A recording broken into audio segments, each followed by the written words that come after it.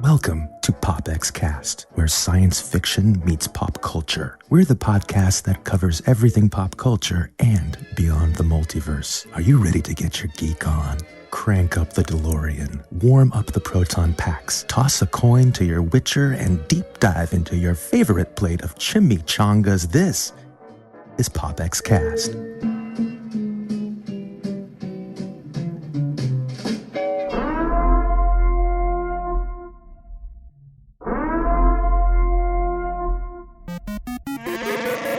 You are listening to PopXcast, where science fiction meets pop culture.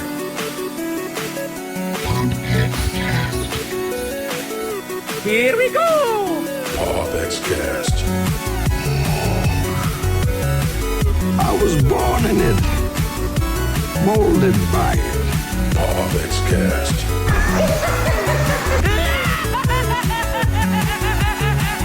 No strings on me.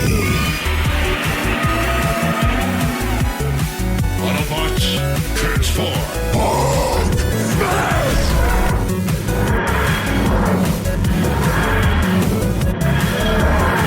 I'm Batman. By the power of Grayskull. PopXcast. We're doomed. Goal here at Tyrell. More human than human is our motto.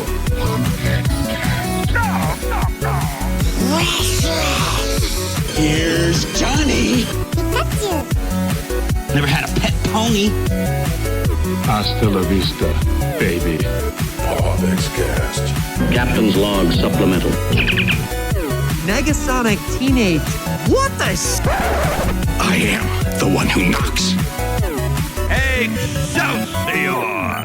All right, and welcome everybody. This is PopXcast coming to you on Monday, March the 8th, 2021.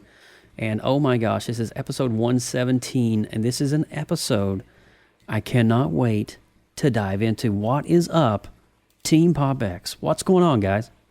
Sorry, I was just like extra rocking out to our theme song. It is pretty rad. Had it, like since the very beginning, we've had the same one, and I still love it just as much as it is fun. It's a fun. I don't think we'll ever change that. That works very well for everything. It's too epic to change. So many cameos, so many references, so much pop culture glory. It's great. Want to give a huge shout out right now. We already got Darth Baca hanging out with us. Mike Rolane, what's up, dude? Well now, hell, I'm hungry. All righty then. Good for you. We got Jeff Poffenbarger in the house. What's up? What's going on, my brother? It is so good to see you guys, man. Holy cow. This is PopXcast coming to you. Austin Burke, you had a big night last night, dude. Holy cow. Party animal. So how did it go with did any of your choices or your votes how did that go? Did they win? Did they not? Who are we voting for, president? Yeah, surprisingly. Again, we got a do-over? It's that whole thing of, your vote matters, kids. Well, last night I learned that my vote actually did matter for the Critics' Choice Award because there were a few that I did not expect to win that I voted for, but I'm like, I'm going to vote for that ended up winning, such as Palm Springs for Best Comedy. Nice. You had Carey Mulligan, Promising Young Woman, Best Actress, which I voted for. So a lot of those choices, more what you would think unconventional going in, ended up winning. And I was so happy, man. I had such a great night. Getting to be a part of that is super cool. And then to actually see that event and think like, one day when they're back in person, maybe I get to go down there and actually be a part of that. So I can't wait, man. I can't wait for when things get back to normal. Dude, I'm telling you. So you're telling me that one day you could actually be at the event. I hope so. Is that what I just heard? I hope so. Dude. Man. We'll see. We'll see. I'm telling you, I'm a little excited right now. I'm glad that there's no under desk cam. Oh my God. Anybody hear a thud? No, but really, I'm so excited for you. And I did catch your live today as you were on there talking a little bit about some of the, like the post Critics' Choice and stuff, and you were answering questions on your super chats and stuff like that. Dude, it's so awesome. You're just blowing it up. You're on the verge of 85K. I'm just so freaking proud of you. Every time I get on here, there's like, there's another plateau that Austin Burke has reached. And it's holy cow! Don't forget us little guys, Austin. No, man, but I love coming here and doing this every couple of weeks because it's like, that is. I still consider it my job. I love what I do, but I consider it my job. But I come here and I'm like, I get to just relax, have a great time, talk some pop culture, and do some great occasional celebrations for a show like WandaVision, which we're going to talk about the finale. Oh. I can't wait. So many questions, bro.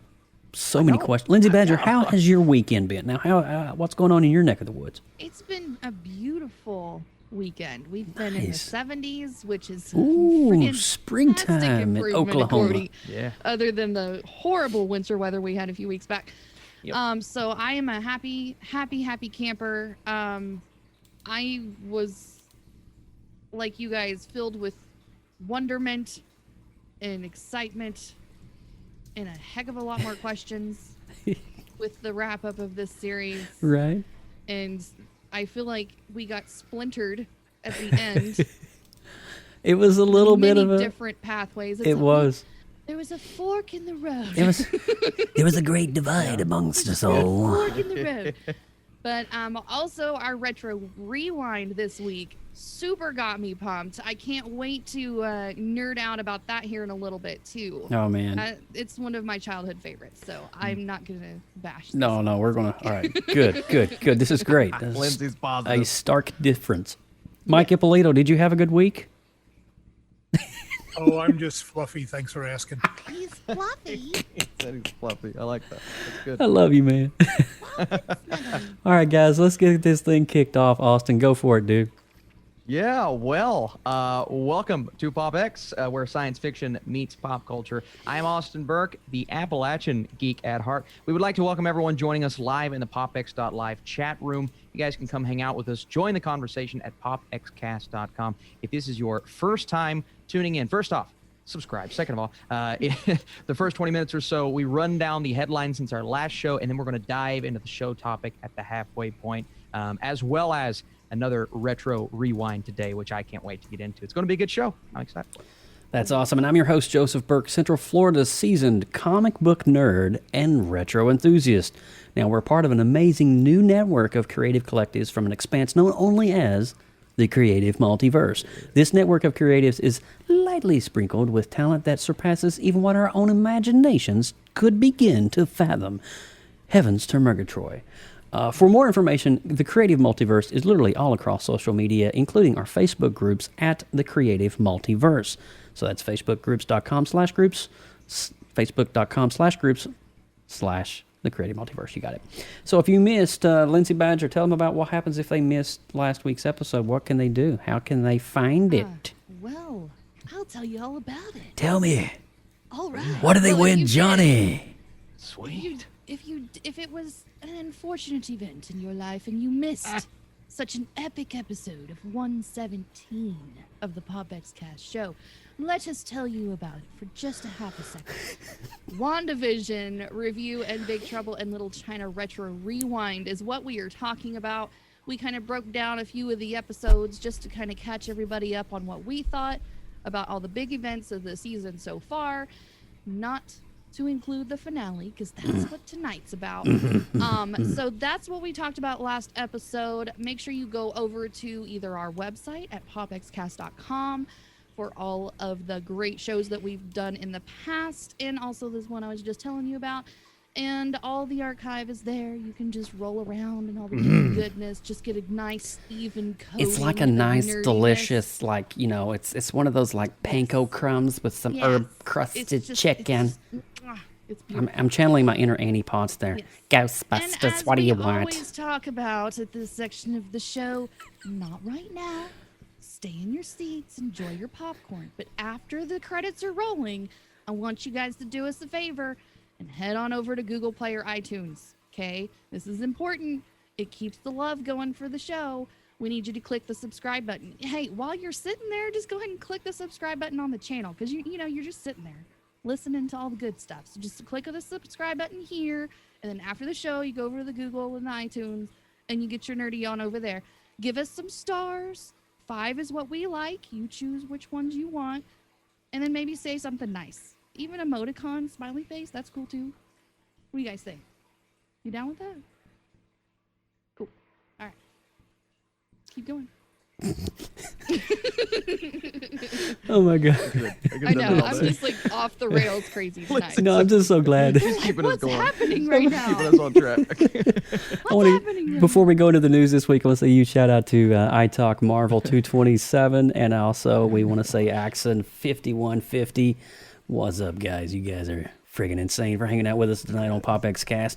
Hey guys, we got some news coming up for you. Don't go anywhere. PopXcast is on the scene. Here we go. Extra, read all about it. This is PopX News. Coming to you live right here on PopXcast.com. Seriously, one of the greatest moments in cinema glory. Steve Carell and Jim Carrey. I love that guy.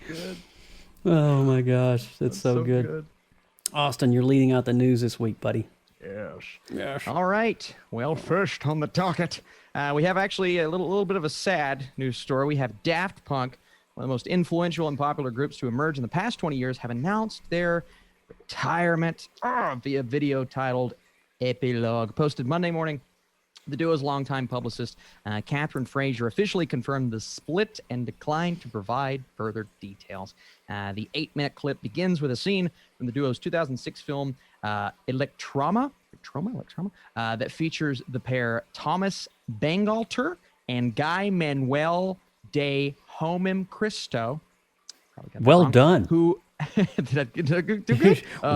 many years have concealed their features behind a robot concept, walking around the desert wearing in their familiar space helmets and leather jackets. After a few moments, one of the members looks to the other, removes his jacket, reveals an energy pack on the back, and the other touches a button on the pack. The first member walks away quickly and then explodes. So that was kind of their farewell. But, this... Sadly, the first thing that came to my mind is like, who's going to score the Tron sequel? Because they're just one of the best soundtracks, literally, of all time. But then you have Daft Punk, who have been so influential over the years, and their style of music. I mean, honestly, Joe, and it's the style that we love here. Dude, but Daft it's also Punk, a style that's gonna resonate for forever for fans.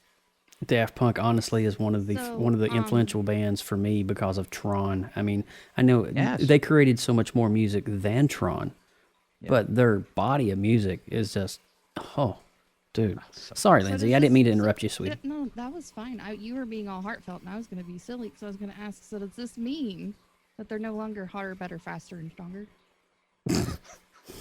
Work it, do it. Lighter, better, stronger. No longer. No longer. No longer. Right. Wow. That is sad, though. I mean, I just wanted to elaborate really quickly on that, though. I mean, you think about the body of music and everything that they've done in terms of scoring, and I think I have to say, a lot of people may disagree with me on this, but I believe that Daft Punk's culmination with their body work Tron was the epitome for them and the score that they created there. And I think it'll be ever idolized as such. So, yes. Lindsay Badger, I'm sorry. No, you're good. I was just waiting to see if there was anything else you guys And one more thing. No, just mess with me. See? I was waiting for that. I'm teasing. I mean, they could always tag team off on somebody doing the other soundtrack, right? For 3. They could. Yes, they'll have to. They probably have Marshmallow. I would personally, after hearing Hans Zimmer's Blade Runner 2049, I would love to hear the Hans Zimmer score Tron 3. That would be rad. Come on. Come on. Come on. Well, speaking of futuristic awesomeness, okay. Let's roll into the next story. Quantum Leap, a classic sci-fi show that had a controversial ending. If you guys remember, I remember the ending back in the day. After 5 seasons of 97 total episodes from 1989 through 1993, the series lead, Sam Beckett, played by Scott Bakula, did not make the leap home, which everyone thought was going to happen. Instead, he visited the timeline of his friend and companion, Al Calavici, to write his tragic history, or rewrite his tragic history, which was kind of a nice little, BFF sort of, I'm going to help save your world, which was really nice. But anyways, Hulu was more recently starred in the NCIS New Orleans show, but with that coming to an end, Sam was in Sam still stuck, leaping in through history. Is there a possibility of a Quantum Leap revival? That's kind of what the rumblings are all about. And somebody had asked him about it, and he said that he was kind of in favor for it. And there was, some fan theories about maybe the revival including a child coming back to hunt or rescue to bring back his father from that timeline. Whoa. So he was down for it. He thought that was going to be a good idea. And even when people ask him still to this day about whether he still is living and existing in some random timeline, he's like, I still believe that he's there and fixing the things that are out of line. Yeah. So well, you never know. I remember the finale very clearly.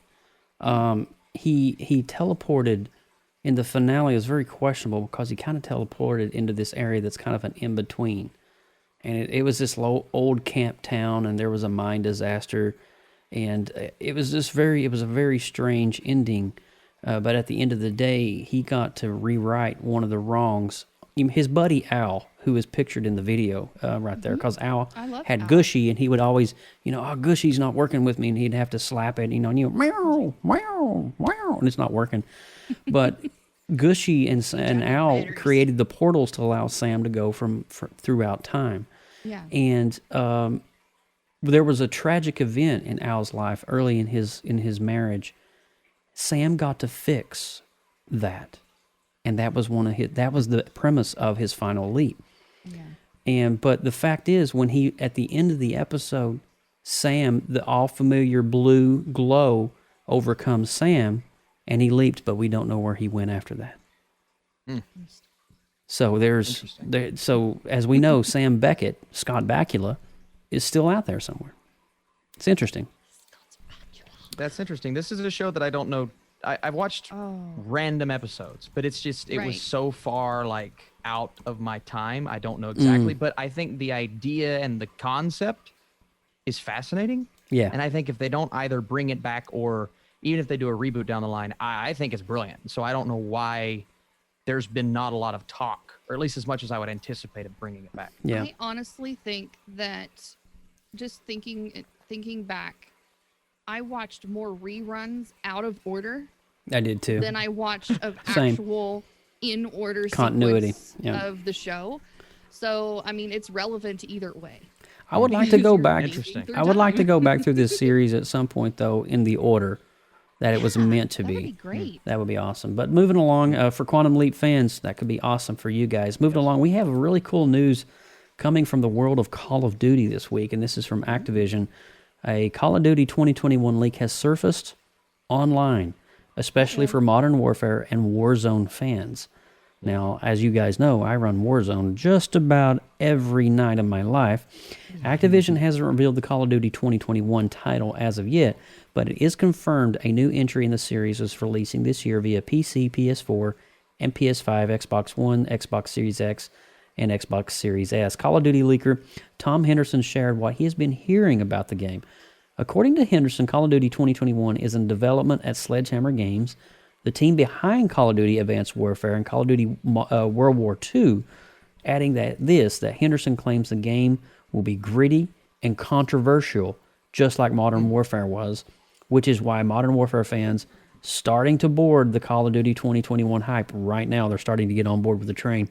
Henderson also describes the game as boosts on the ground. It's boots on the ground. It's not going to be these jetpack jumping around Titanfall type things that they tried in the past. So that's kind of good. And which is always easy way to get hardcore and classic COD fans thrilled. Now, to the end, the game is apparently putting an emphasis on guerrilla-like warfare. That sounds pretty freaking interesting. Lastly, Henderson confirms that the game will be integrated with Warzone, just like Black Ops Cold War has been in December. Now, this means all of the game's guns will come to Warzone, and the map may get an all-new makeover to better fit the new release. Henderson doesn't divulge anything about the setting, but according to another prominent insider, the game is heading back to World War II. Now, this delights me as a Call of Duty player. I think Mike just happened to throw this one in there just for me. Does that tickle your fancy? My fancy is tickled times 10 at the moment. Yes. Now, I do know this. Warzone Series 2 just came out a few weeks ago, and they did release zombies onto the map. So as you're walking around, there is zombies on the shipwreck part of the Warzone map. Now, they're getting ready to blow up Verdansk, which is the map of Warzone. And when they blow it up, we don't know what it's going to look like, what the changes are going to be, but the rumor is there's a new larger map with 250 that can be in the lobby at one time. So you're going to have to do Battle Royale from 250 to 1. Oh my goodness. It's going to increase the odds dramatically. So, I mean, you're going to have a 1 in 250 chance of doing this thing, but it's all in how you play your cards, I think, at the end of the day. I can tell you right now, my friend Sam let me borrow his Xbox One, and I have not stopped playing Warzone. Do you like Warzone? I love it, man, because I grew up with Modern Warfare 2 was like this 4-year span of my life. I was just hooked, and I couldn't stop. And then I kind of stopped playing video games for a while, but now that I have a little bit more free time, I'll play a little Super Smash Bros. And then I'll get on Warzone, dude. And it is just so to hear 250 people. Oh my God! Did you get a chance to play Black Ops Blackout, which was their first?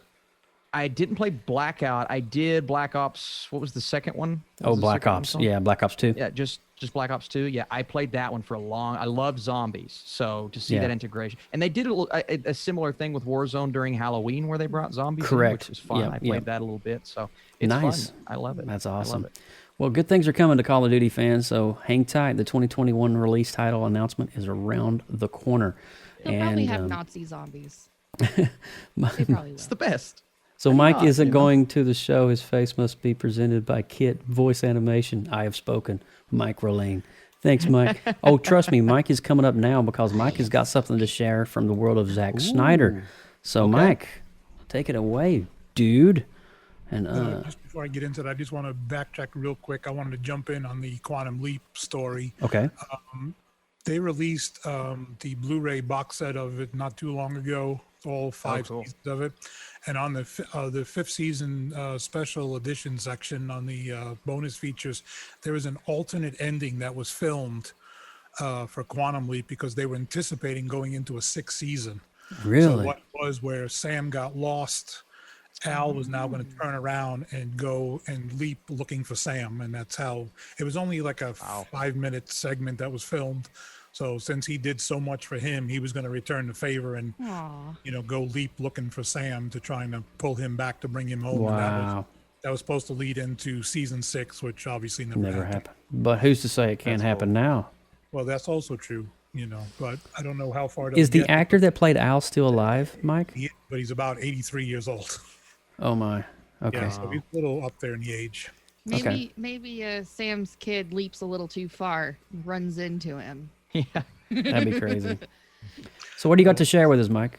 Real quick, I came across a video yesterday. If anybody follows Geeks and Gamers or Star Wars Theory, they're all part of a big community together, including a YouTuber called Uche Nwaneri.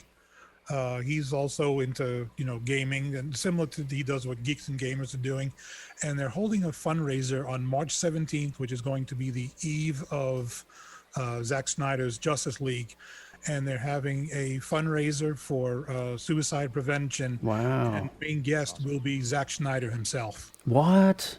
They were able to secure him for the event, and basically it's just going to be, discussing a bunch of topics, and also, which is actually going on right now, they're announcing all the items that will be auctioned off, and all the benefits, all the money proceeds will go to suicide prevention. They're looking right now to raise about $50,000, and as of now, they just cleared $10,000.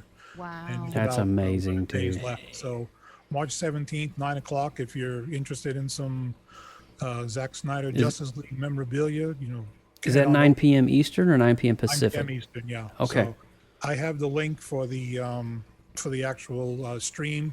Okay. If you can, paste the link, Mike, into our chat, and I'll give it to our viewers on our YouTube channel. Yep. I will put it on over there. And share it on the Facebook page too later Yeah, as well. that's awesome, man. Well, thanks for sharing that. That's so good. And as you guys recall, at when Justice League originally came out, Zack Snyder had to be pulled from it. Was it Joss Whedon that came in and stepped in to do the?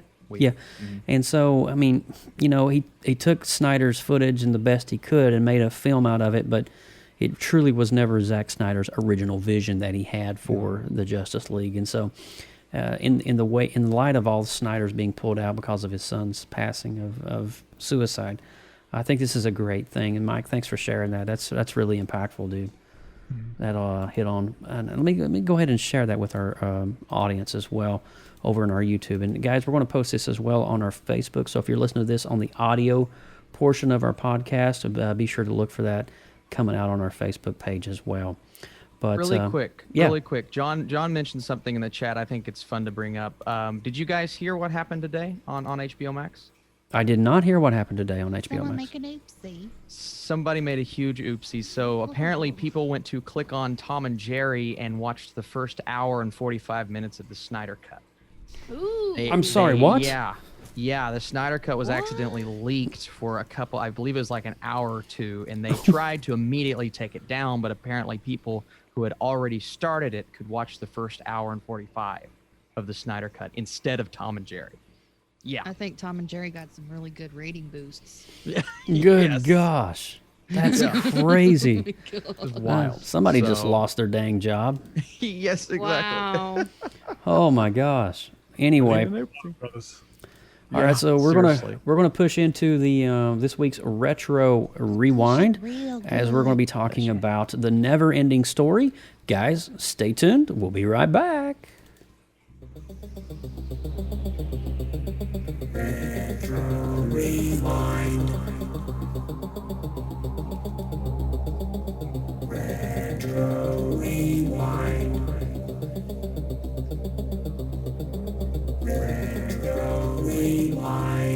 Retro Rewind. This week we are talking about the Never-Ending Story. One of my favorite 80s films of all times. I would waste hours of my life watching Bastian and Atreyu go through the land of Fantasia and looking to defeat the Nothing. So this movie is seriously, honestly, one of Wolfgang Petersen's most iconic films. Obviously, he did Enemy Mine. He also did Outbreak. He's done a lot of crazy films. But for me, when I hear Wolfgang Petersen, I always immediately go back to the original Neverending Story. Just the overall... The film basically was shot in a soundstage in Germany. The whole thing was shot in Germany. Yeah. And I don't think Henson was directly tied to this, but there is definitely a huge Jim Henson influence into this. You can get Dark Crystal vibes. You can get a lot of those kinds of nuances. But the cast is just freaking brilliant. From the nerdy scientist even to Artex. The horse is so sad when the horse goes into the moat and he's... But the characters that we get to meet... I was talking to Lindsay about this last night. This film, literally for me, is one of those movies where CGI doesn't even need to be a thing. The practical effects that they used to be able to blend and perfectly blend screens, green screens and chroma key with full-on lustrous matte paintings is just absolutely freaking beautiful. And I was watching this last night in full 1080. It's not been released in the United States in 4K yet. There was a German release that they did in 4K, and it's in German, but they've not released it worldwide in English in its native capacity in 4K yet. So the only copy I have is in 1080p, but I can tell you it was absolutely stunning to revisit this in such sharp clarity. Now, Austin, I can go all day on Neverending Story, but I want to hear. And I know Lindsay's hard on this as well because me and Lindsay's already had a Neverending Story thing. But Austin Burke, what did you think of this movie? Yeah, so I don't have an affinity for this film. Like, I didn't grow up with it. I'd seen it one time. I kind of forgot about it. You know, I liked it.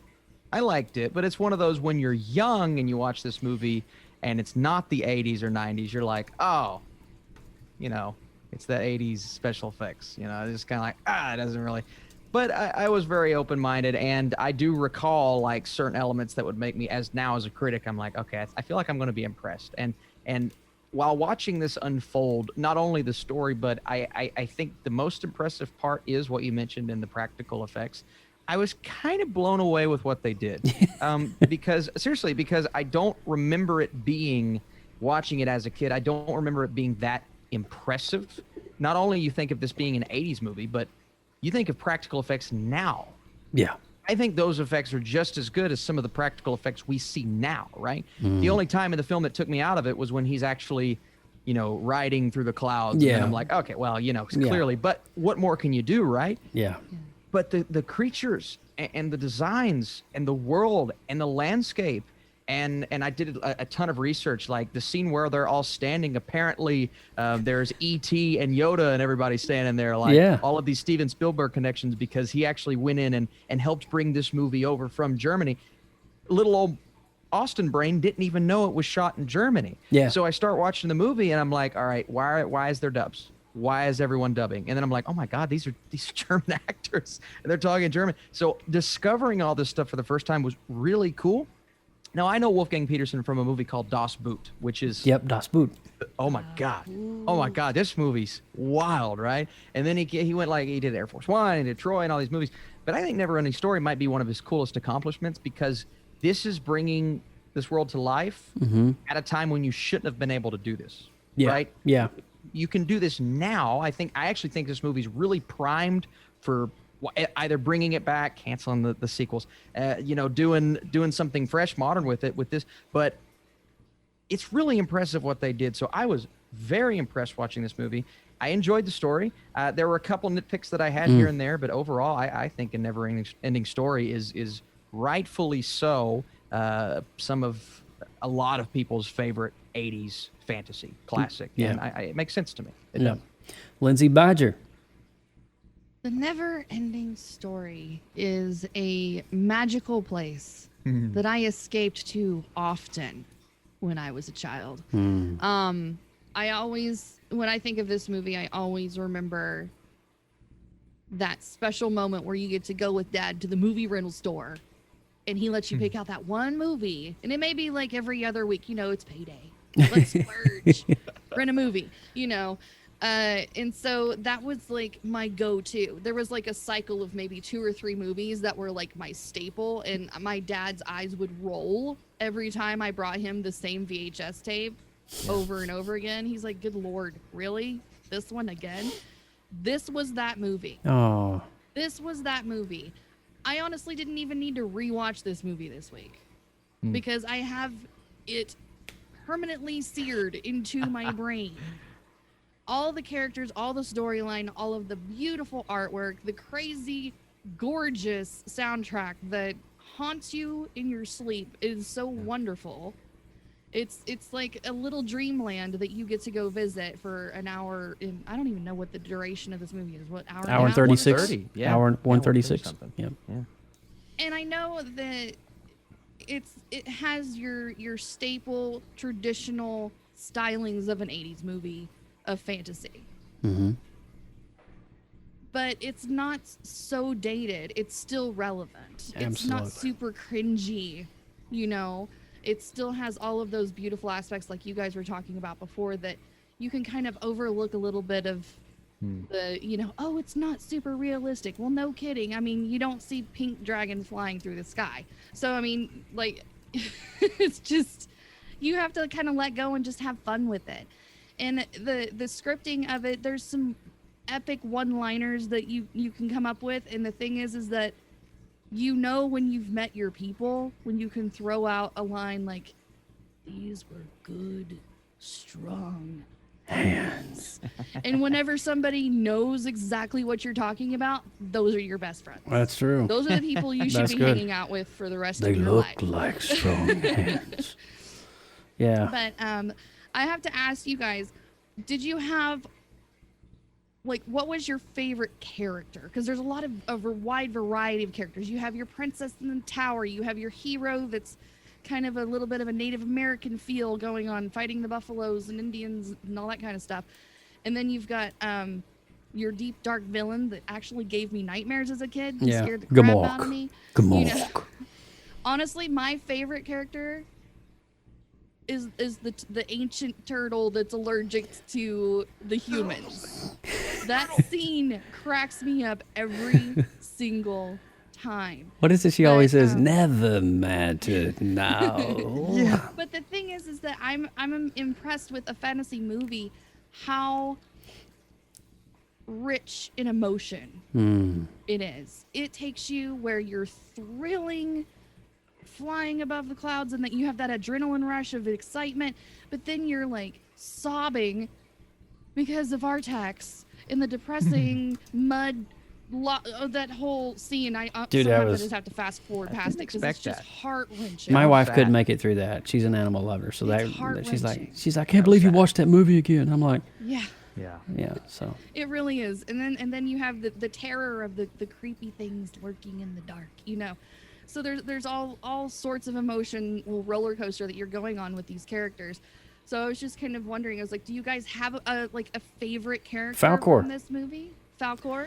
I mean, that's kind of like a standard go-to, and I mean, he's literally a flying blob of cotton candy. How can you not love him? it's amazing. I mean, and also too, I don't know if you guys know this, but Falcor is voiced by Alan Oppenheimer, the same guy who not only did Skeletor in Masters of the Universe, but he did Cringer. He is an 80s voice icon, much like Peter Cullen is to Transformers. Alan Oppenheimer is right up there, dude. And his soft tone, his gentle voice as Falcor, for me, that was just a comfort when I hear Falcor speak. It's just like, I want a friend like that speaks to me in that way. It's encouraging, Yeah. So good. I had one questionable bit about this movie that I've always questioned. Even in the 80s, how many schools have attics? Like, seriously. Yeah, it's a very creepy attic, too, with skulls and wolf heads. Yeah, I mean, it's like a creepy attic that's like in a haunted house, and it's supposed to be in the school. Well, that was like the only. It's a German questionable bit school, of the movie perhaps. for me. Maybe. No, I don't know. haven't gone to school in Germany, so maybe that's kind of like a normal thing. Well, I got to hear from Mike Ippolito on this. Mike, so what did you think of this good old-fashioned classic 80s Jim? Well, I don't think I'm going to be able to top the movie critic. He kind of nailed everything, so I'll just keep it simple. It's a very simple movie. I don't remember it being, when I was a kid, I don't remember, seeing it originally. I remember seeing it a little later on. But I don't know, to me, after watching it a second time, and it kind of brought back some memories on it, it's not, it's not overwhelmed with so many characters. It's not like, Endgame type of characters. You got just a simple amount of characters. And for the time, the special effects that they had, I mean, was, you can only do what you had in the time, and as a kid, as a young kid watching it, it's the first kind, to me, I think it was like your first exposure to, almost like going to a fantasy world, and I think it may have set the precedence for a lot of these, like for your Narnias and Harry Potter and stuff. Definitely. Like that. So I think this kind of started it, and the idea was there, but they didn't have the technology, same with the Muppets and stuff, you did with what you had. And I think they just wanted to just put a good movie out there. And it was just a very simple movie, not complex. And then just, at the end, it's, you kind of feel, for the princess there, where she's just screaming for him to say the name, and the kid is just beating around the bush. Get with it already. But, building up the anticipation. Yeah, exactly. And then for him going after the bullies at the end, I mean, because back in the 80s justice and was stuff, served. that was the norm. See, for me, I'm glad you said that, Mike. I've never shared this on PopX, but I was bullied heavily as a kid. I was too. And so I was definitely the brunt of many jokes in my high school. And so the Neverending Story, when that scene came on, dude, I was just so joyful because I knew that one day I could get the last laugh, it kind of empowered, the ones that are, I don't want to say weak, but the ones that aren't fitting into the crowd of whatever is going on. So, but I'm glad you said that, Mike. That was nice. But Mike, you got a favorite character? I'm just gonna go with the general on with Falcor. I mean, that was, that's from the character that I remembered from watching the movie, or if, I see a clip of it that kind of strikes. But as far as the other characters, it's been so long since I've seen it, so I didn't remember them all. And once the names started coming out, I started to remember a little better. That's awesome. Well, we're going to wrap this up on the Neverending Story, and if you guys are enjoying the Retro Rewind, this new segment that we've added here to PopXcast, I'd love to know what you think about it. And first and foremost, I want to know what movie you want us to do next. And so we do have a schedule for the next 2 Retro Rewinds, but beyond that is where we want you guys to help start chiming in. I can give you a teaser. The next Retro Rewind we're doing is War Games. So I'm excited to, hello, Dr. Falcon, would you like to play a nice game of chess? So we're going to be talking about that, and but let's review officially, as if we're reviewing a film, The Neverending Story. I'm going to give my first one, I will go an 8.5 out of 10. And I'm not comparing it with today's standards. I'm comparing it between the time it was filmed, 81 to 89, 80 to 89. That's where I'm kind of looking at the bar. So an 8.5 for me. Yeah, I'll go ahead. I really did. I enjoyed it quite a bit. There's a lot good. I did feel my one main criticism is it when I was watching, I'm like, this doesn't feel like as complete of a story as I want. And then I went to find out that it was actually half the book. Half the part book. 2 was apparently the other half of the book. And from what I remember from part 2, I've seen bits and pieces. And I heard it was really, really bad. It's bad. So I don't know if I want to complete that. So that's probably my main criticism, keeping it. But other than that, I was so impressed with the practical effects and the fact that they could get me to care so much about these characters. So my score, I'm going to go 7.2, a 72% for my score. But let me tell you, this is one that I think rightfully so fits in that 80s nostalgic classics in the fantasy genre. Yeah. Yeah. Lindsay Badger. Yes, the sequels are significantly fall short. That's what I heard. They're trash. Yeah, part 2 is bad, too. Yeah. Part 2 is bad, but at least does continue the story, so you kind of... I saw there's a part 3 too, and apparently don't watch it. It's like the worst. Yeah, it gets worse as you go down the Even I've not seen part 3. No. Oh, no. No, I won't even watch it. I remember watching part 2 in the theater, and I was just excited as a kid to be in the theater. But yeah, it did not even live up close. But part 2 does have John Wesley Shipp in it. It does. Ooh, I do like it. He plays Bastion's father. There's a whole recast, by the way. Oh, dude. That's horrible. All right, Lindsay Badger, I'm sorry. So, it's not a perfect movie, but it does rank very highly in my childhood, so I'm going to put it highly at a 9. Nice. Yeah, I like that. But it's not 100% by sure. I can pick it apart and find some things wrong with it. But yeah, it's about as it makes my heart warm and fuzzy. All right, Mike Ippolito. I'm going to say I never even knew there was a part 2 and 3, and now that I hear that it's junk, I will pass on watching it and remember the first movie. But I'm with you on Joe. I'm going to go at 8.5, and kind of to what Austin said in the special effects and stuff for the time, so it's it fits right in there with Dark Crystal, that and the Muppets and stuff like that type of special effects that they can do with what they had. That's awesome. So we got a 7.2, we got 8.5 and a 9. That is the official Retro Rewind score for Neverending Story. Check me and Austin Burke out over on Letterboxd, as we do have our written reviews up for these as well. And I believe, Austin, did you rank it on your Letterboxd as well? I'm going to add mine tonight. Nice. So that's when I'll have it, yeah. All right, guys, we are going to get ready and transition into the final phase of tonight's story. We're going to be talking about WandaVision, the finale of WandaVision. But before we do that, we're going to roll the sound spoiler alert warning. So if you've not seen the finale of WandaVision, you might want to pump the hate brakes and stop it right there, okay? We'll be right back. Danger. You are about to enter a PopX spoiler alert. Beyond this point, there is no return. You have been warned. You have been warned, ladies and gentlemen, and we are talking about WandaVision, the finale, episode 9.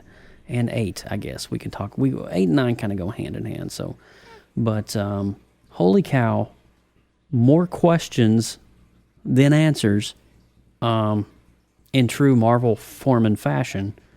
But there's a lot to unpack here. There is a lot to unpack here. And can I just say, let's talk a little bit. Let's spend just a short amount of time on 8, and that's particularly that would be Maximoff, Wanda's backstory, and just review. Oh my gosh, dude! It was hard to watch some of this come to pass, and we finally, as Agatha. This was the episode where Agatha was walking her hurt through time, right? Yes, yeah. And it was like her little life montage there for about a half hour or so. Do you not just feel heart-wrenching for Wanda Maximoff in this moment? Imagine having that storyline. That's deep, dude. I mean, your family's in Sokovia, and you're watching and of course there's the briefcase with all the shows that pretty much created. We've already talked about it, and there it is, the Dick Van Dyke Show, Bewitched, all the famous sitcoms of the time, and it's in Dad's briefcase. Yeah. And it makes sense at that point.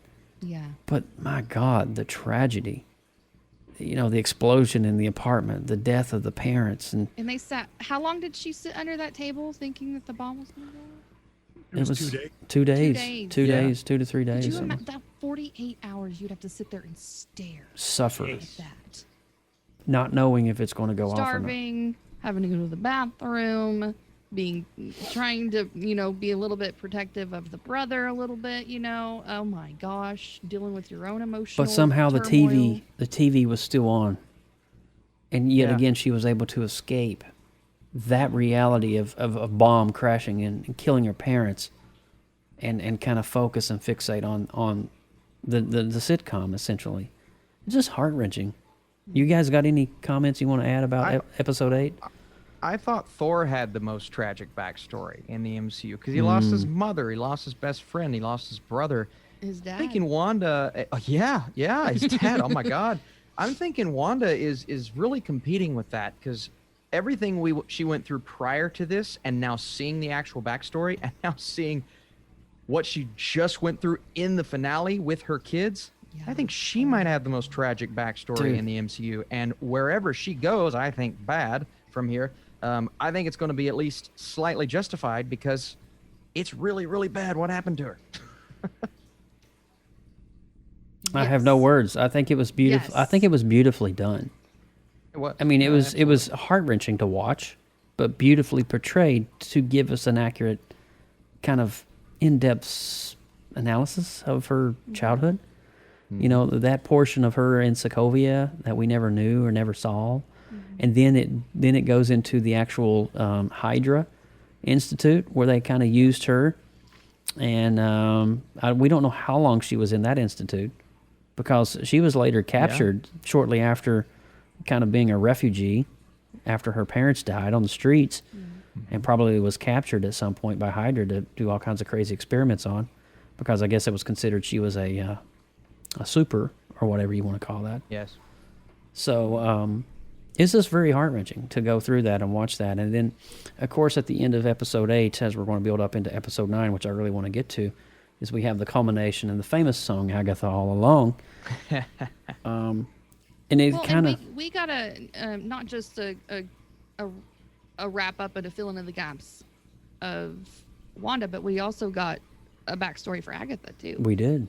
We sure did. The Salem Witch Trials. Was very nice. And that was just long enough that they didn't overwhelm the episode. They just showed enough to get to the story, because I know it was primarily around, Wanda and and that scene where she's sitting there just, looking at the TV, and when that building exploded, I mean, I jumped in my seat because I didn't expect that to happen. Yeah.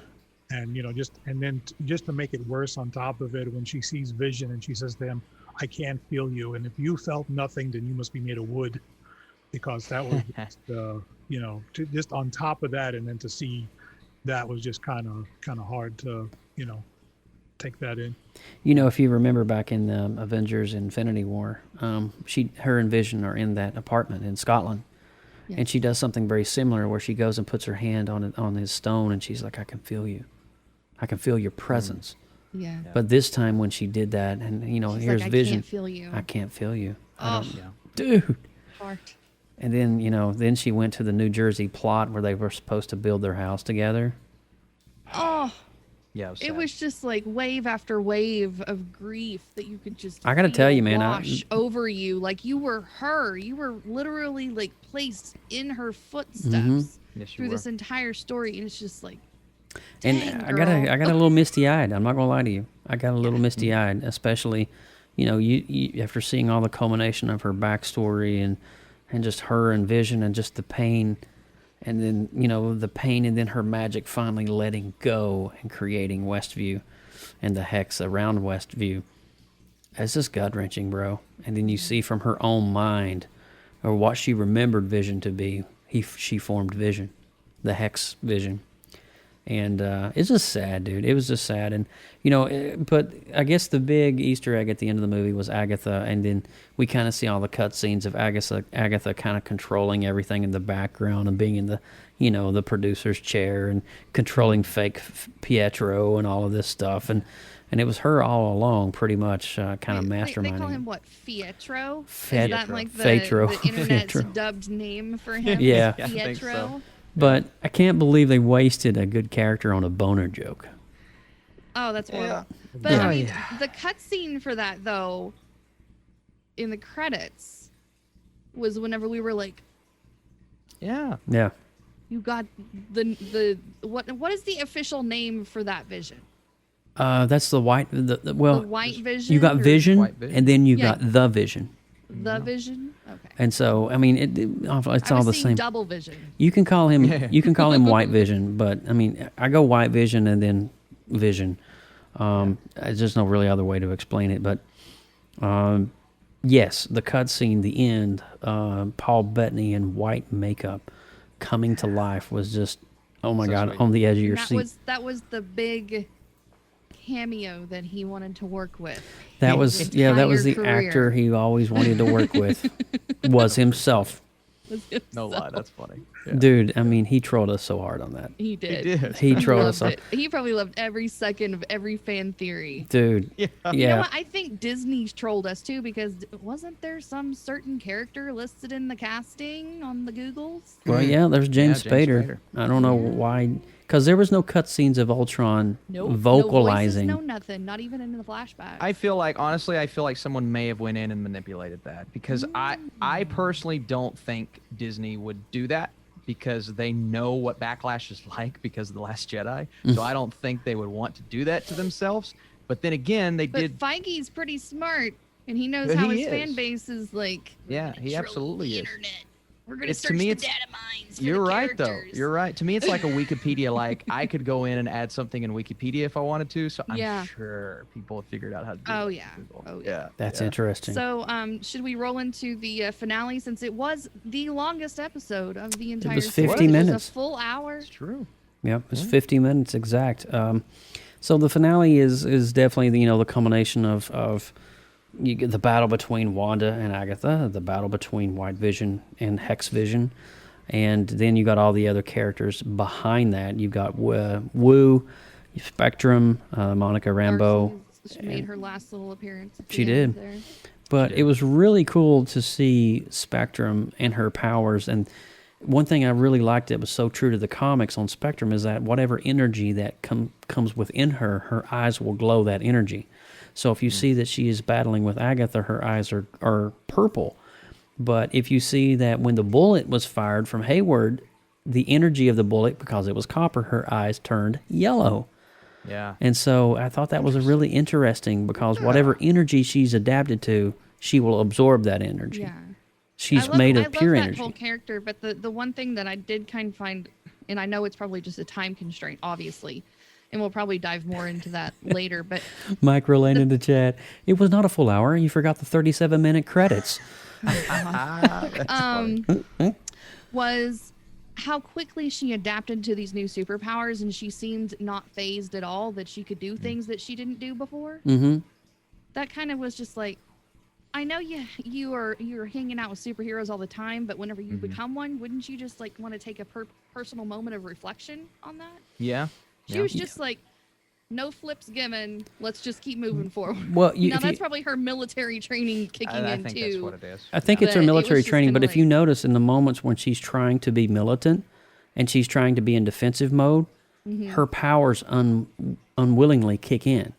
Right. So when Hayward fires the gun at Monica Rambeau, if you notice, she's like shocked. She's looking down. She doesn't know that she just absorbed the bullet and it went right through her.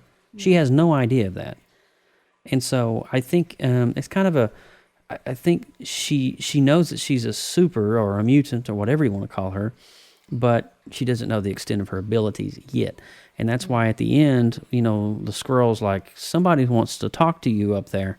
Yeah. That's probably where the... And that's obviously leading right off into Captain Marvel 2. Absolutely. That's going to be our first fork in the road. Yep, that would be the Sword Station facility in the sky, I guess. I think it would also be super cool if she was a part of Secret Invasion, because we know that Nick Fury is up there and with the Skrulls, and we know that Ben Mendelsohn's character is going to play a huge role. So what if she was somehow maybe one of our heroes that's actually involved with the Secret Invasion storyline, because we know that's coming to Disney Plus. So she's going to be everywhere, man, and I like that because I like her a lot. Well, and so is Chu. What is it? Woo? Jimmy Woo. Yeah. Jimmy Woo. Yeah, Woo. He'll be in there as well. I mean, he's tied to Ant-Man and all of that. I love how they at least brought one Skrull in, because that was one of the huge. Okay, can we have to kind of? I feel like we wouldn't be doing the show justice if we didn't reference some of the fan theories, because that was part of the coolness of this entire series and the way they released it was the speculation from the fan base. Yes. Yeah. And boy, did it swirl. Oh my gosh. I've never seen so many theories come out of the nerdy brains. But about 75% of them were, it's a Skrull. if you recall back, probably back to episode 116 when we did the MCU kickoff, I was very apprehensive then that Mephisto was going to be the big bad, and by the time that we did 5, 6, and 7 on the last episode of PopX, I was pretty much set in my mind this is not going to be Mephisto, because you're not going to set up an archaic villain like him in like 2 episodes. You just can't do it. Yeah. And Galactus has been set up for 24 movies, 23 movies in the MCU.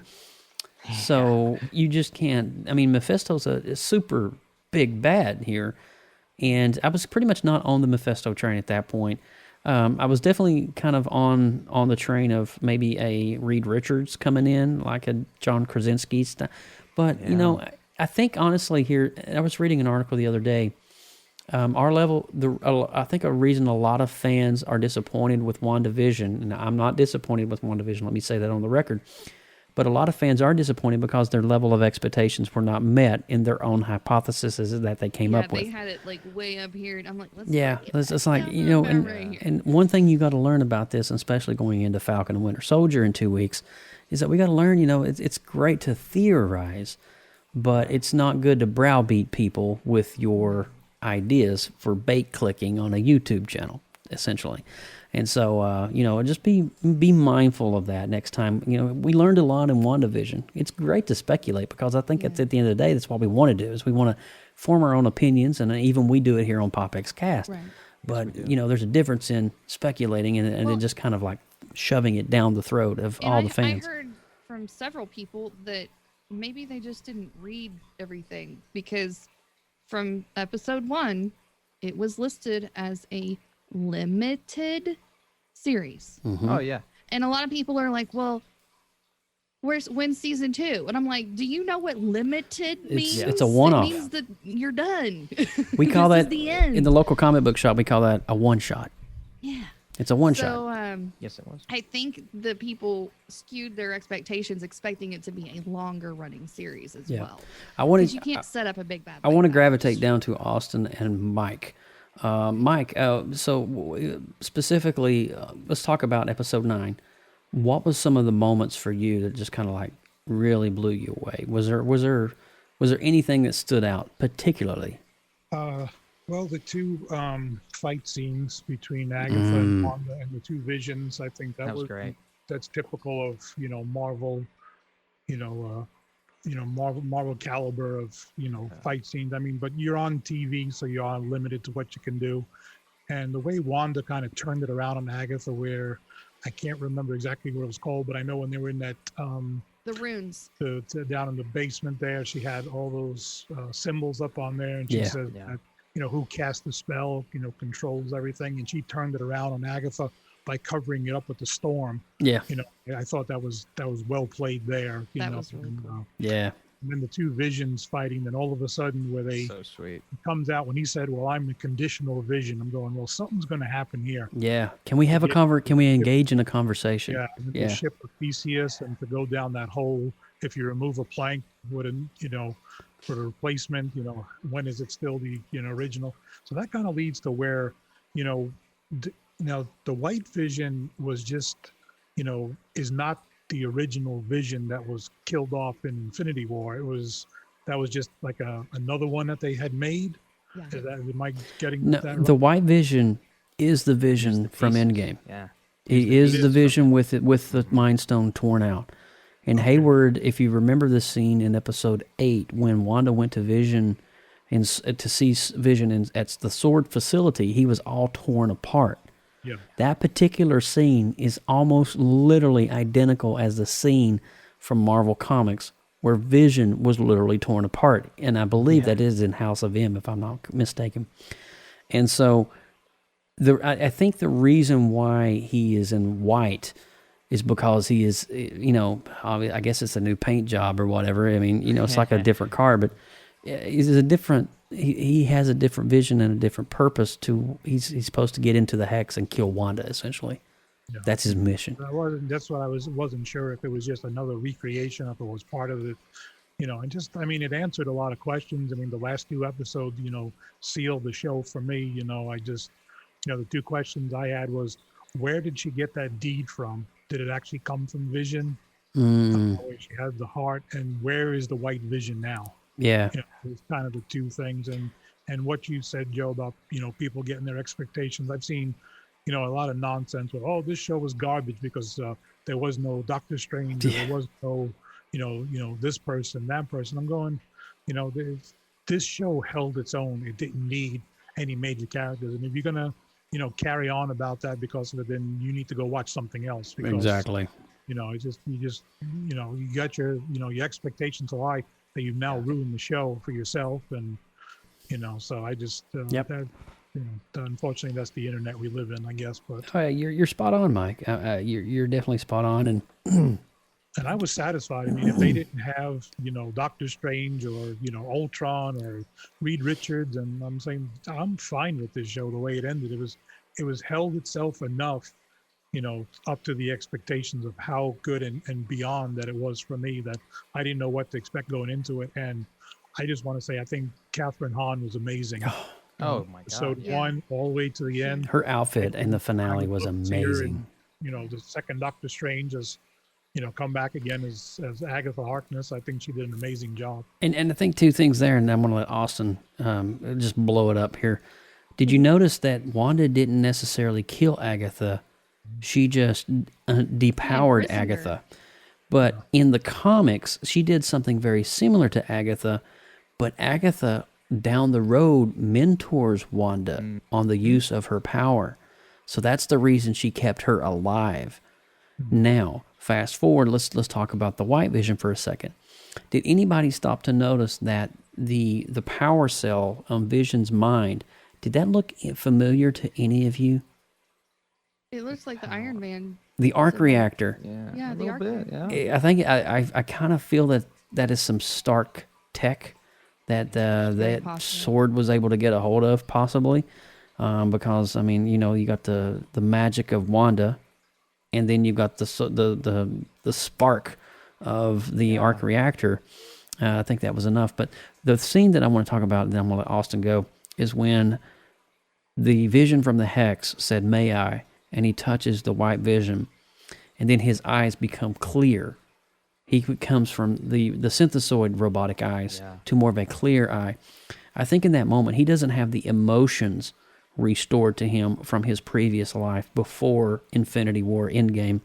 Correct. But I think he's aware of everything. He knows that Wanda was his wife. He knows that all of this is happening in the background. He has no recollection of the Hex vision and what that vision has been going through, but just his awakening. And so it was by no coincidence that that flick was orange as well, which indicates the Mind Stone power was transferred. So I don't know, was it obviously it wasn't a real Mind Stone. Maybe it was a fake stone. I don't know, because Wanda created it from nothing, and I don't know if you can create an elemental stone from that. There's a lot of diadem. Austinberg, I'm going to shut up. What did you think about episode 9? Yeah, that's White Vision's just fascinating. Samuel Prater. Austin, call me.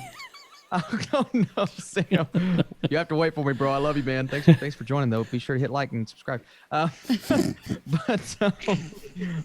he said he needs to play some Warzone with you. Oh my god! So essentially, I love Sam. Love you too, Sam. I think White Vision's interesting because the Iron Man connections, because of the fact that you could say, well, where is he going now? He could show up in Armor Wars, which we know they're working on. I think that's a very good possibility. But also what you mentioned, Joe, is something that I was thinking of, is he has the memories. Doesn't necessarily mean he has the emotion. Correct. It's essentially this void, right? Because his memories, it's almost like he has someone else's memories, even though he knows that it's himself. So technically, there's not a lot of emotional connection. People were wondering, why did he fly off at the end and not go see Wanda? Well, he knows that he has those ties to Wanda, but personally, deep down, he's just like, I have to figure this thing out. Like, I don't have that connection, but I know I've been through it. I know I've done that. So that's kind of the interesting thing for me with White Vision. Now, you look at the episode in general, and back to the fan theories and speculations and things. Certain things I can understand. Essentially, for me, it's the Ralph Boner joke. That's the only one that I just was not a fan of. Cheesy. I didn't like it. I Yeah, didn't like that it. was And bad. not only because it was all for a joke. I will say, though, real quick. So apparently, the director came out and said there was actually a subplot in that episode with Ralph and the kids, but he took it out. He took it away because he knew that would be somewhat of a disappointment for people that thought he was Pietro. So it's almost like they just wanted to push Pietro off because of, so it's almost like they edited, because apparently they went back and re-edited the episode because of all of the fan theories. And also we were going to see who that aerospace engineer was, but because it wasn't Reed Richards, they took it out entirely because they didn't want fans to be disappointed. Oh Now, my God. for me, and I understand that would have disappointed people. For me, I'm like, guys, if that was your vision, keep it in. Yeah. Who cares? Who cares? Like, I think that would have added a lot to the episode. It could have introduced a new character as well. It could have. So I'm thinking, don't change because a lot of people are going to be upset. And he even said in the interview, he's sitting back going, listen, a lot of these little nuggets, we didn't think what they would think. We thought something else entirely. And I think that's a big issue. Now, again, understandably so.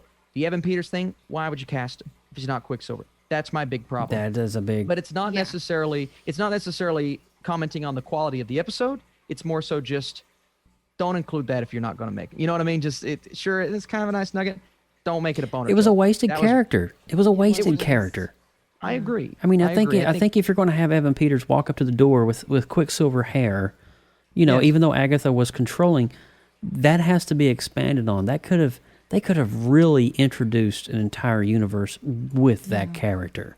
Absolutely. And I mean, you go back and you watch X-Men Apocalypse when the X-Men mansion blows up and Sweet Dreams are made of this is played in the background. Easily one of my favorite scenes in all Marvel comic movies. Oh, yeah. Me too. And why would you waste it on a freaking boner joke, dude? Yeah.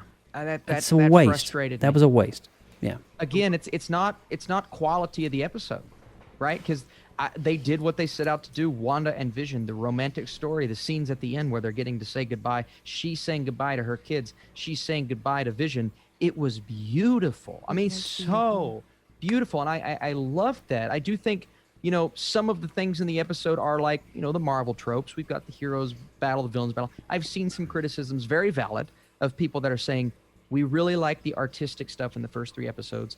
They kind of went generic Marvel in the final few episodes. But for me, I think it's the fact that they did the first 3 episodes in general is really cool. And then you bring it back home to what we love as Marvel fans. And I love that they did that, right? Yes. So while I don't think it was maybe the perfect finale, I do think they could have done a few things better, especially like Darcy getting 30 seconds of screen time. I heard that Darcy went on social media and said that she couldn't get into the filming of the last couple episodes because of the COVID. And that's somewhere else I was going was okay, the that makes more COVID sense. situation really, really hurt this show because apparently they weren't even done with the episodes when the first episode premiered because they were going to release 1 through 3 at the same time. They ended up doing 1 through 2. The reason they didn't do that is because they would not have had the finale finished by the time it would have aired. Oh. That's not good. That's not good. So I get why they wanted to do it. And also they moved this show up to fill the void. This show would have been much more, I think, gratifying for fans if we were 2 months away from Doctor Strange 2. But now that they moved it up so much and they moved Doctor Strange back, we are a year and a couple months from Doctor Strange 2. So there's just a lot of things at play. But at the end of the day, I love the episode. I love the 2 teases that we got at the end, especially Wanda's tease really setting her up. And I'm full on board. I don't think this is a stretch at all. I think she is full House of M, not necessarily that storyline, but it's that Doctor Strange will have to assemble some people. A modified version of the House of M. Absolutely. I think it version is of it. a Marvel MCU version. He's going to have to find some people to take her down in that movie, and I am all here for that. You know, she's got Darkhold, and Darkhold is, and even Agatha went on to say that you are more powerful than the Sorcerer Supreme. I mean, for her to say that, I mean, you know, that's some serious hardcore crap there. I don't think it's going to be even Doctor Strange. I think it's going to be a plethora. He could even awaken Agatha as an ally. I mean, there's so many venues that they could go into that. And but I do want to circle back to one thing as we start to kind of wrap things up here now. But is the White Vision? I believe when he was awakened and his mind came to, his emotions weren't intact. I agree with you on that, Austin. Yeah. But I think when anything is awakened, what is its first inclination to do? To go to its maker. Yeah. And I think he's trying to find if Tony and Banner are still alive. Ooh, that's good. And that would be me. He's trying. I think next time we see White Vision, he might be trying to find Stark. And Stark is dead, obviously, and he's probably going to try to go to Banner. And if Banner's not around, he's going to go to Thor, who gave him literally the life as the other Vision. But that's cool. Boys, I tell you what, it really is difficult being a mom to watch that finale. Oh boy, yeah, that was. And I know that we're trying to wrap this up, so I'll try not to. See, I'm already misty-eyed thinking about it. Yeah, come on now. But the kids, even though you know that they're a part of her figment of imagination, and we know that at some point they may reincarnate into something else later, because you know that's how Marvel rolls. I wasn't nearly as sad about Vision being lost, destroyed, dehexed, whatever it is that you called the imaginary Vision, because of that transfer of memories. He will continue to live on. Yes. So I wasn't nearly as heart-wrenchingly broken about that, but the kids. Yeah. First, back whenever, you know, the intermission of battle is what I like to call it, where she's shrinking down the hex and the kids start kind of disintegrating and Vision's over here disintegrating, and then they kind of push it back. My heart started being like, oh no, you're babies. Yeah. You know, that's just kind of like the my mom automatic instinct. reaction. Yeah. But when they have those kids tucked tight in their beds, they have no idea what's about to happen, and they're just treating it like it's a normal night. I was done. I was done. I was bawling on that couch. And I was like, Marvel's got to stop doing this shit. No, you make a really good point. And, you know, when the hex was shrinking and the kids were dissolving and so was Wanda, if you happen to pay notice to the objects of them as they were disintegrating, was a direct tie to the cover of Scarlet Witch on the House of M. As her mind is fading away into those like Tetris-looking objects, it was a direct reference to House of M as they disintegrated. But I think, the culmination is that we can all agree. Mike, is there anything else you would like to add to?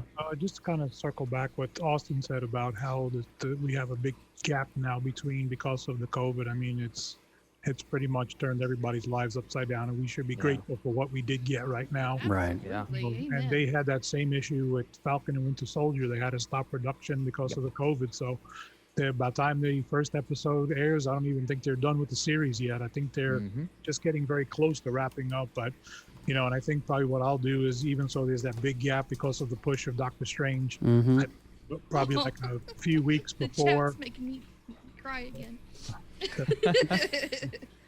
Doctor Strange comes out, I'll probably rewatch the whole series just to kind of get reacclimated with it. But I just wanted to throw something out there. If you guys wanted to do, give a rating for these 2 episodes and then the series as an overall. Yeah, we can do that. We can do that. We can do that right at the end. Let's see, any loose ends here. I guess the only thing that we would want to talk about is the final scene. Where did she go? Well, that is actually a mountain. It's in House of M. It's like Mount, I can't remember, starts with an M something. I ain't even going to try to pronounce or pull it out of my head, but it's a direct reference to the comics. She does go into seclusion, and it is a huge Doctor Strange reference bomb. She's having coffee on her front porch while her she separated herself. Yeah, she separated. What is it called? Astral projection. Thank you. Projection. Astral projection. Yeah. And so she's astral projected herself, and she's literally reading Darkhold. And you can hear her kids screaming at the end of it, which kind of is an indicator that she's going to try at some point to probably bring back her children. And if she does, they'll probably be in their teenage forms at that point. And that'll be really cool to expand upon that. But she's so powerful. She's astral projecting while her body is moving. Let's think about this, because in Doctor Strange, he was sleeping. Your body just falls when you astral project, right? She's so powerful. She's doing both at the same time. So and she that's didn't a big. even have anybody teach her how to do it. She's reading Darkhold. Yep. She's reading Darkhold. We confirmed the heck out of that. Chaos magic. I mean, this kind of magic yes. Oh my God. And Agatha says, she says, more powerful than the Sorcerer Supreme in that finale, and that is freaking Doctor Strange. So that is 100%. She's the most powerful character in the Avengers. Yeah, which is crazy. Definitely would be one of the best fight scenes since Endgame, probably in Doctor Strange. Oh, dude, see it coming. Yes. I can't imagine. Oh my God. I mean, can you imagine spell after spell? Just the Sorcerer Supreme and Scarlet Witch. Oh, it's such a great Sam time. Raimi is directing this. Oh my God. Imagine the horror elements to this. Just thinking about what we got in WandaVision, and then under Sam Raimi's supervision. Oh my God. I can't wait, man. All right, so let's do what Mike said. Let's rate. Are we doing 8 and 9 or just 9, Mike? I think you do 8 and 9, and then the whole series, the entire series as a whole. All right, I got that. So for 8 and 9, I'm easily going to go with. I'm going to go with a 7.4. I would say, and that was just based off of. I tried my best to not have any expectations of like a Reed Richards type thing. I wanted to have an open mind. I tried to totally not do what the internet was telling me to do, and I'm glad I did it. A 7.4 for the final 2 episodes because I had more questions than I had answers. Yeah. And that's okay. That doesn't mean that they're not going to get answered right away. It's just going to take time. And the whole series collectively, I'm going to go with an 8.9. Yeah, that's good. All right. I would say, yeah, I'm with you. I think 8 was a really strong episode. 9, maybe not as strong for me. A lot of questions. I'm probably going to go straight 7, combining the 2. I'm probably leaning more 7 for episode 9 and then higher for episode 8.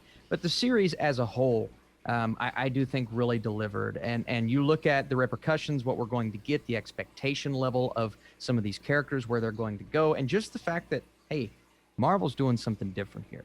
So for my final score, I was torn in between like around an 8 and 8.5. I'm probably going to go 8.5 for the final show. Again, I do have my nitpicks, my criticisms, but I'm so happy Marvel's branching out and doing something different and setting up some great characters for the future. Lindsay? Oh goodness. Well, in grand Marvel fashion, they did not leave me disappointed. There was some questionable moments at the beginning of the season, but for these 2 episodes as standalone focus, I feel like those were the most engaging and entertaining of the overall series. They kind of wrapped up a few loose ends, and they also created some new ones, which I would think you would expect with a limited series that's intended to do so. So I think an 8 for the 2 episodes is pretty fair, and I'm gonna do an 8 for the overall series as well, just kind of across the board on that. So it's probably not, their best, but I mean, there was definitely some engaging moments and some exciting moments that even if they weren't exactly comic book lore as speculated, they did deliver a complete series with a storyline that came to a satisfactory close for me. And before Mike gives his score, Mike Relane over in the chat says Elizabeth Olsen's performance, 11. Could not agree more. Now. Mike? She exhausted her limits of Scarlet Witch in this series. All right, Mike, you're wrapping up the thing here. Go for it. Yeah, the last 2, I was thoroughly satisfied the way it explained everything. The last, especially episode 8, where it kind of told the backstory and you kind of got, a little bit of each of Agatha and a little more Wanda, and then going into 9. That's the climax of it, the scene, the battle scene, and all that stuff. But there are a couple of questions, so I'm going to go with an 8.5. And as a overall series, getting the answers, in episode 8 leading into 9 that explain the entire series about the different, decades that they went through. I thoroughly enjoyed the way they handled that, and I'm going to go with overall 9. So cool. 9. The entire show. And, nice. I'm looking forward to see what this leads into in either Captain Marvel or Doctor Strange. I expect something big out of Doctor Strange. Awesome. So there you go, PopXers. We got this whole series. WandaVision is finished. We have reached the finale. And if we missed something or there's something you want to talk about, leave it in the comments below, and we'll get it and we'll chime in. We'll reply back to you. But, man, this has been a great episode. I mean, jam-packed, lots of information, a retro rewind, and WandaVision episodes 8 and 9. This is just awesome. Austin Burke, why don't you take us out, man? Yeah, I can't believe we flew through that season as quick as we did, too. It's wild that we're already in March. But I am Austin Burke at The Burkinator. You guys can search and find me on the YouTubes, Twitter, Instagram, Letterboxd, and I don't want to say my other profile on whatever website that is. All right, we are part of the newly formed creative group. OnlyFans. It's the creative. That's the one. You're welcome. I got feet picked. The Creative Multiverse. For more great media content, artwork, and more, you can find us on Facebook, Twitter, and Instagram at The Creative Multiverse. If you guys are creative, produce content, or have a talent like I don't, we want to see it and would like for you to share it with us in that multiverse. Thank you guys for watching today. Also, don't forget to follow him on MySpace. Tom's his only friend. Still there. I got Still top there. 3. Friends? Top 3, yep. All right. Well, guys, I'm Lindsay Badger, your favorite geeky signing off. Make sure you connect with PopXcast on all of those social medias, all the ones that Austin listed and probably more. Everywhere on the worldwide netwebs is at PopXcast.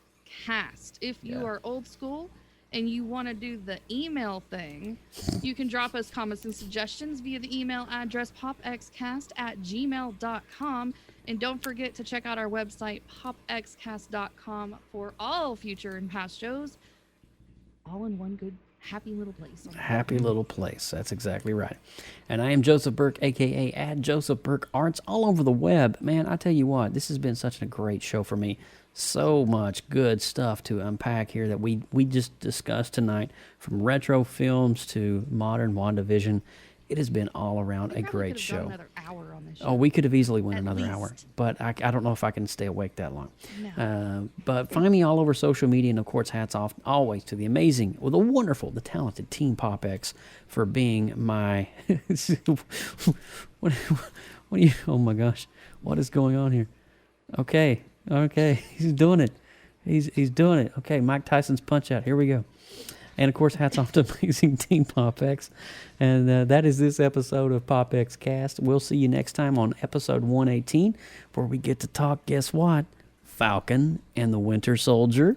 Oh, yeah. And the Retro Rewind will be War Games. Oh, yeah. It's going to be a great episode. So we're signing off, guys. Thank you guys so much in the chat. Huge shout out to some of our faithful people hanging out with us in the chat. We got Mike Rolane, Chase Lopez, John Poffenbarger. Oh my gosh, it just keeps going on. Arjun Kokanda, hope I got that right. Please, I'm so sorry if I. Darth Baca, Axon 5150. Holy cow. This chat is Sam Prater is still waiting for Austin to play Warzone with him. And you guys, what is going on? All right. All of that said, guys, we're going to wrap this up. Take care. We'll see you next time in 2 weeks on a Sunday night for episode 118. Holy cow. Take care now. Bye-bye.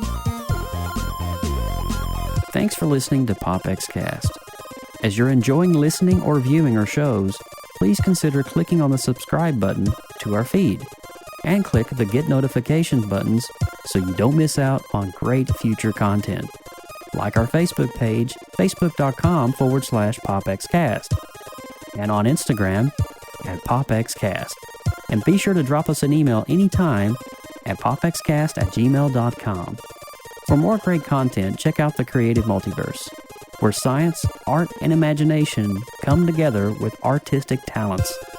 The Creative Multiverse can be found on Facebook groups under the same name. We'll see you next time. Get your geek on.